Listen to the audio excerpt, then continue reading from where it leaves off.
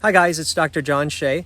Anyway, I'm here to share with you the answer to a question that's asked often at our office. It's probably the most common questions, but it's valid. And that is it better than Botox? But you have to understand where they're coming from when they first ask us that. And we're going through options and they say, is that better than Botox? Because they think they want Botox. And we have people that will come to us and they even say, well, I need Botox because I just turned 30 or I just turned 40. And then they feel like they need to get Botox. But is that the correct use of it? Not always. Other people say, well, I have these wrinkles, I have these spots, I have these things that have shown up, and maybe I need Botox. Other people are asking us, they say, I look more tired and older than how I actually feel inside. I actually don't feel like that, but I look this way when I look in the mirror. And that's something that at RejuvaYou, we're always trying to help, because we say we want to renew the real you and help restore what's been stolen by time and aging that kind of sneaks up and steals something from us and we didn't even realize it. And then one day you wake up and you say, oh my gosh.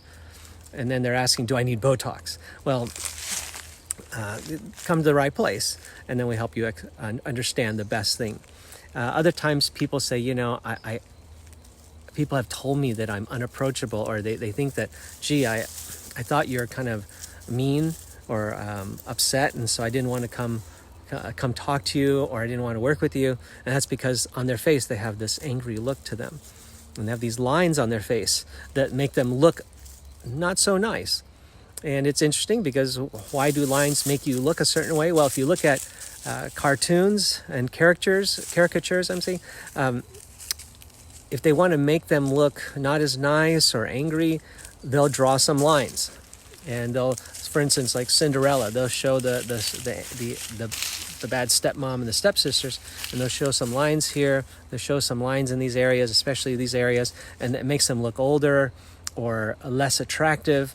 And as a contrast, you see Cinderella, and her face is smooth. In fact, they draw nothing. They don't even draw lines for the nose. They just show two little holes, the eyes, a mouth, and don't show any lines on the face. And they use that to show beauty and pleasantness in a person. So anyway, those are things that we often see why there might be a need for something that we want to improve, that we want to undo from unwanted aging. But is Botox the answer? Well, then you have to understand why Botox. What does Botox actually do really well? If you're asking, is it better than Botox?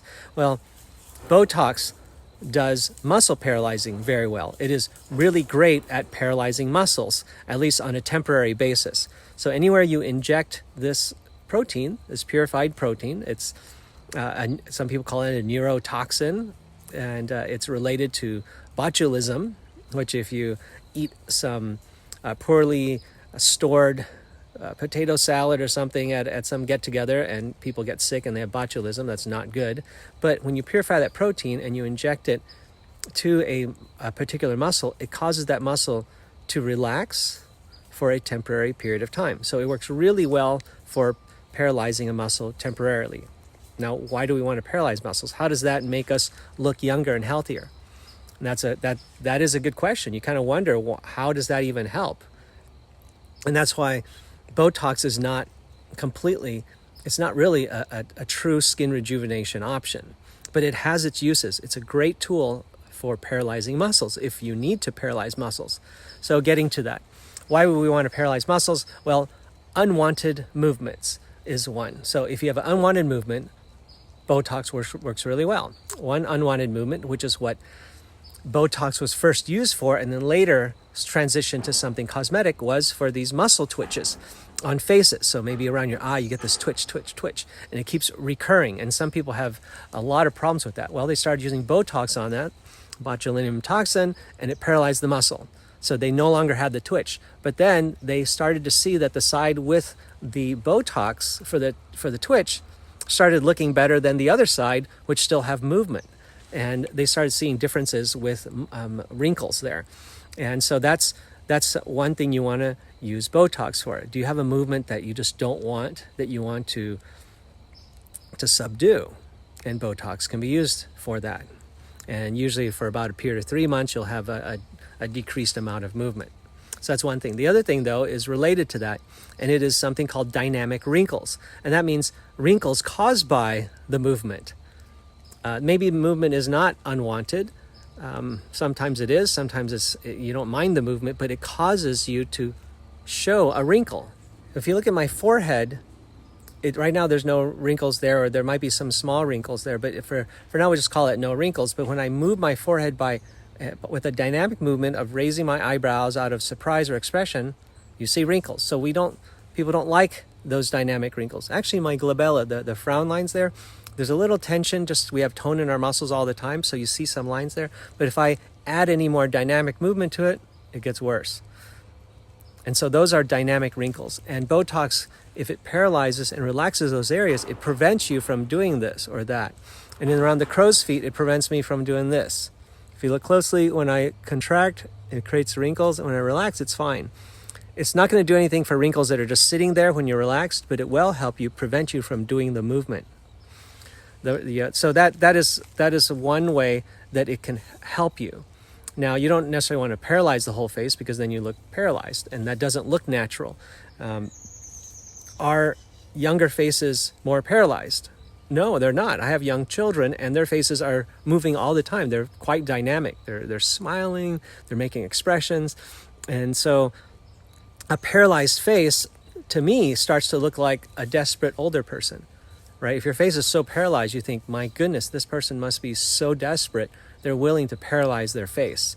And so it's kind of a giveaway of an older person. So those are some of the things that Botox does really well at. Now, we sometimes want to shrink muscles that we don't like and weaken them and keep them weaker. And why would we want to do that? Some people use it on their jaw muscles.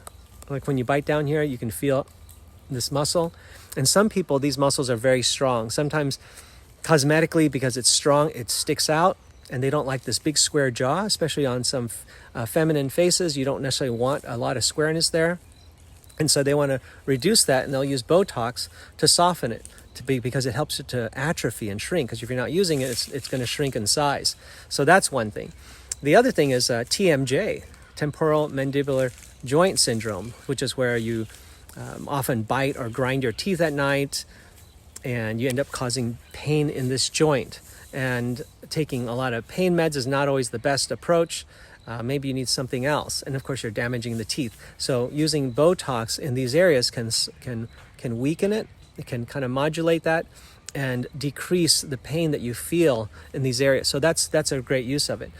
Sometimes people have injected in their calf muscles because they felt their calf muscle was too big.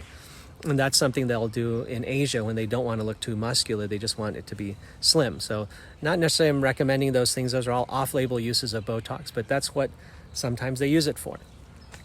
And sometimes they'll use it for cases of spasticity in muscles, like cerebral palsy, children that have brain damage, and their muscles are very tight, and they end up, everything's flexed tight, and they will use Botox to help weaken those.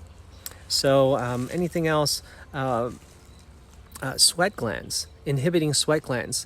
If you use Botox in an area, that skin above it doesn't sweat as much.